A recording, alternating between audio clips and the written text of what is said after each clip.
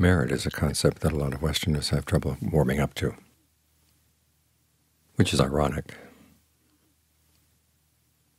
Over in Southeast Asia, it's the warm-hearted part of Buddhism. For most people, it's their first experience of the Dhamma, making merit together with the family.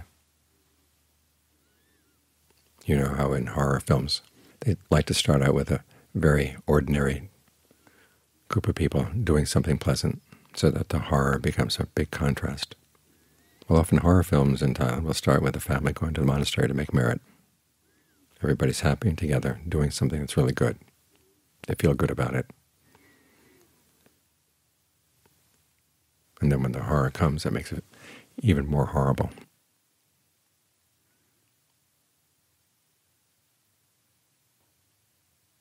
That's the part of the Buddhist teachings that people warm up to the most.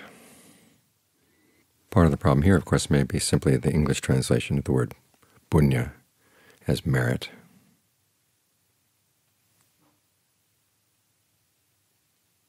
Sounds too calculating. So we could try other translations.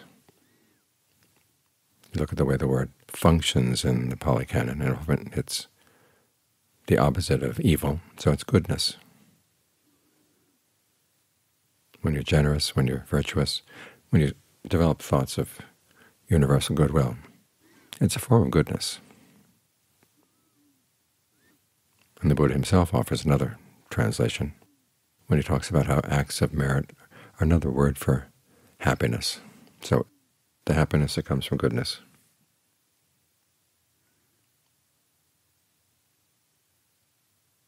But even with the new words, when you look at what the Buddha has to say about goodness and merit, and practicing them as a skill, that goes against the grain with a lot of people. They like to think of goodness and merit as being spontaneous, with no calculation.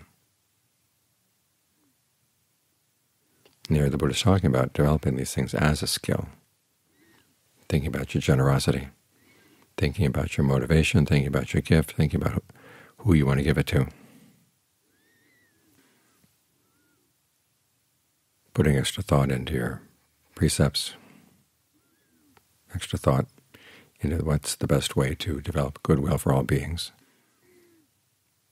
And it is very much a skill. And if we don't like the idea of happiness or goodness as a skill, we're placing a huge block in our way, because that's what the practice is all about. Happiness is a skill. It is possible to approach it as a skill. If you don't want it to be a skill, then you're placing a huge limitation on yourself. Happiness then becomes something that's random. Some people like the idea that when happiness comes, it's totally unearned, totally unexpected. That adds the touch of grace, but also adds the touch of arbitrariness.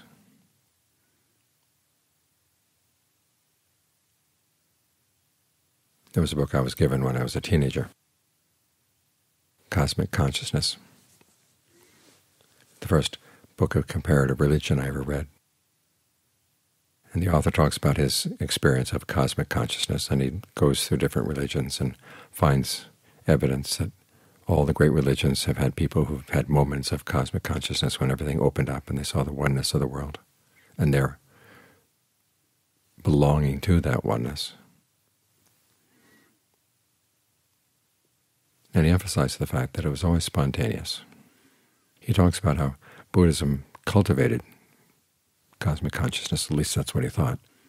And he didn't like the idea that it was being cultivated. He said it was too artificial. The grace was part of the wonder. But again, that's placing a huge limitation on human beings, that we have no way of approaching the question of happiness in a skillful way, or making it a skill, or having it something that's really reliable.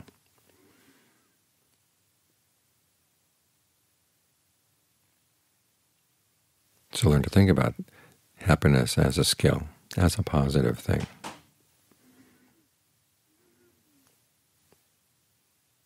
One of the other objections to the concept of merit or goodness as it seems to run counter to a lot of the higher teachings. Higher teachings are about letting go, no self or not self, whereas this all seems to be about grabbing, acquiring, gaining, accumulating for oneself. And being impatient, we want to go straight to the top, so we don't want to bother with what we think may be lower practices. But as the Buddha said, if you don't cultivate merit, you're not going to understand the higher practices. You're not going to have the foundation for them. Because after all, acts of merit, generosity, virtue, developing universal goodwill, that's the first answer to the Buddha's question that he says lies at the beginning of discernment, wisdom. What, when I do it, will lead to my long-term welfare and happiness? And think about the wisdom there. When you see that happiness is going to depend on your actions. Long-term is possible, and it is better than short-term.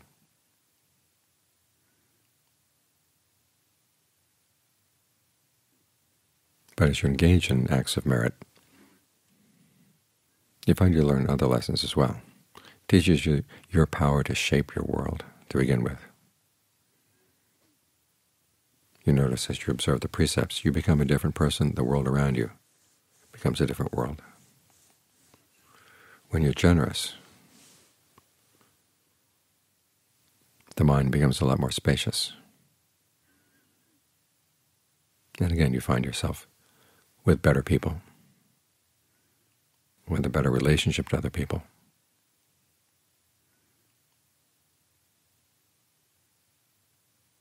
And you also get lessons in what the Buddha calls becoming, how you shape your identity and how you shape your world through your actions. And a lot of it has to do with your imagination. In some ways we see this most clearly in generosity because of the different forms of merit-making, goodness-making. That has the biggest, offers the biggest range for you to be creative. You can come up with all kinds of ways of being creative, being generous. And the Buddha encourages you. He says, give where you feel inspired, where you feel it would do the most good.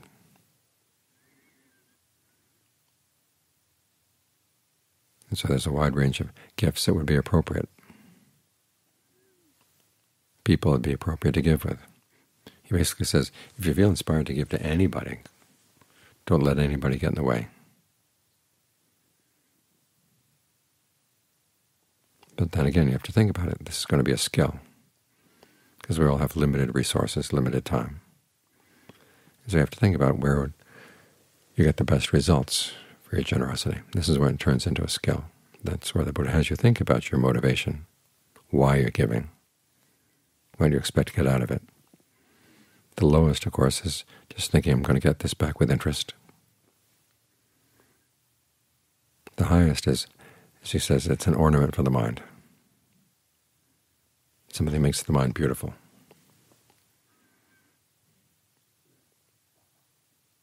And there are many gradations in between.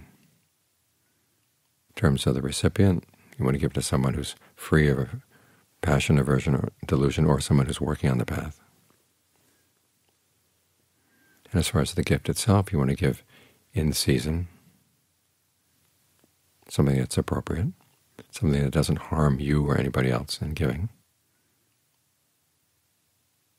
And this is where it becomes a skill as you think about these things, think about their implications. Virtue exercises your imagination and learning how to be empathetic.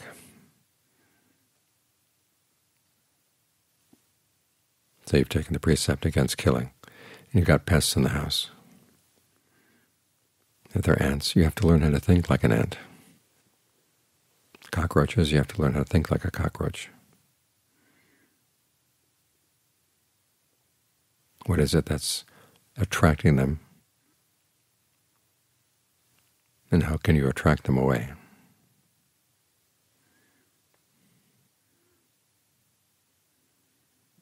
The practice of goodwill is also an exercise in your imagination.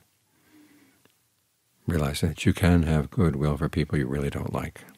And those are the ones you have to have the most goodwill for. Because after all, if you can't have goodwill for them, you're probably going to do something unskillful around them, to them. And so as your own protection, you've got to exercise extra goodwill. Remind yourself of what that means. Their happiness is going to come from their actions too. So you hope that they will try to act in ways that will lead to long-term welfare and happiness. If there's any way you could contribute to that, inspire them in that direction, go ahead. If not, that's when you have to develop equanimity.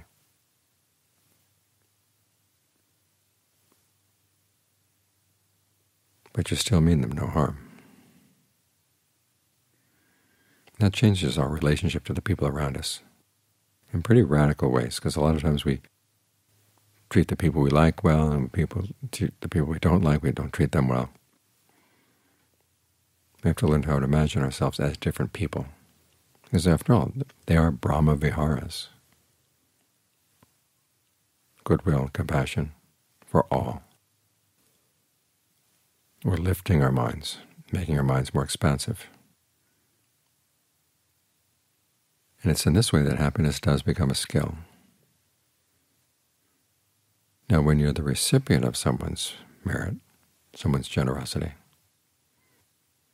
remember they're doing that for their own happiness, which is why the proper response is not thank you. It's more appreciation, approval, that they've chosen such a wise way of looking for happiness.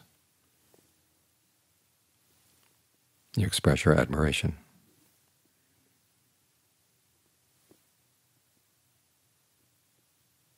So it's a very different dynamic from the way we normally live.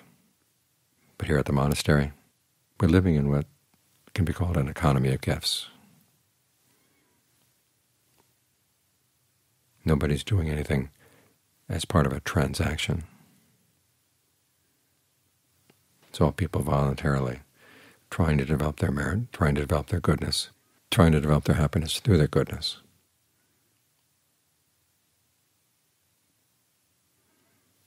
And so we express appreciation for one another's goodness. And when we've done something really good, we can think about dedicating it to people who passed away. If they have any way of knowing, they can express their approval, their appreciation, their admiration. That becomes their goodness. That lifts their minds as well. There's someone who's done good and someone who's thinking about them.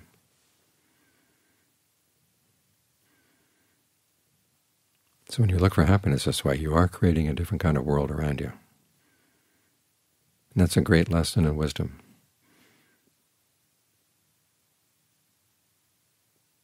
Because remember, the ultimate expression of wisdom in the Buddhist teachings is the Four Noble Truths. We're not just here to say, oh, things are impermanent, suffering, not self. Let's just give up on them. Even though they have those characteristics, still we can create something really of solid worth out of them. We can create this as part of the path. Making merit is not the whole path, but it's get you started.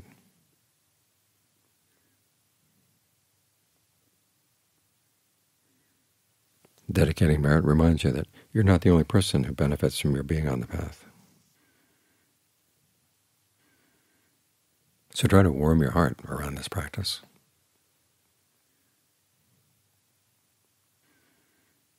Because it does offer a lot of warmth.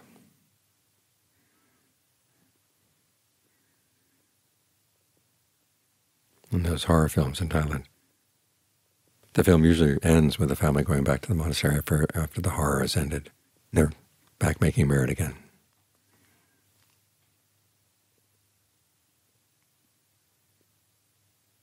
And all is right with the world when people do that.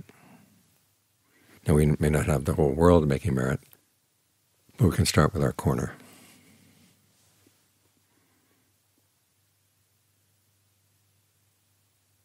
And that's our expression of the power of our ability to act, to choose, to try to find happiness in a way that is skillful,